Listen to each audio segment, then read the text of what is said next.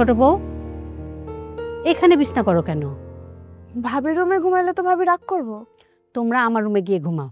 আরে মা, আমরা যদি তোমার রুমে ঘুমাই তুমি কই শুবা?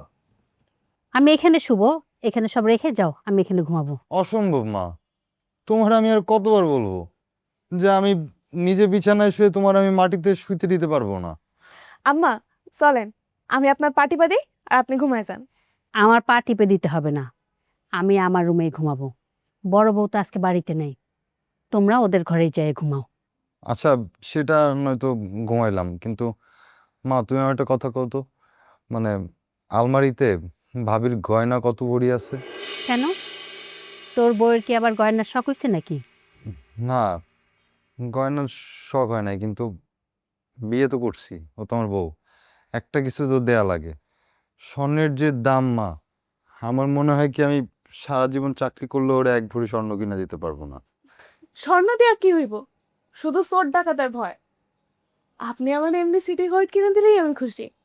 ওরে লক্ষ্মী মেয়ে রে, আয় তুই আমার কাছে আয় মা। আমার যা গয়না আছে না মা, অর্ধেক আমার বড় বউ পাবে আর অর্ধেক তুমি পাবা, তাতেই কিন্তু কম হবে না।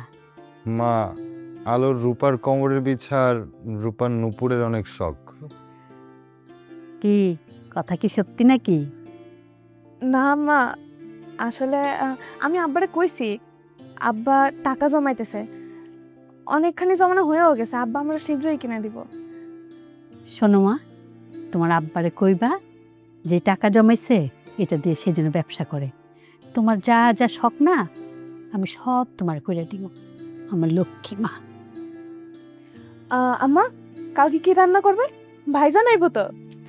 কালকে তোমারে কোনো রান্না করতে হইব না, কালকে সকালবেলা তোমারে ও কলেজে নিয়ে যাইব। হুম, রাইত ঘুমাই যা তোরা, ঠিক আছে। যাও মা।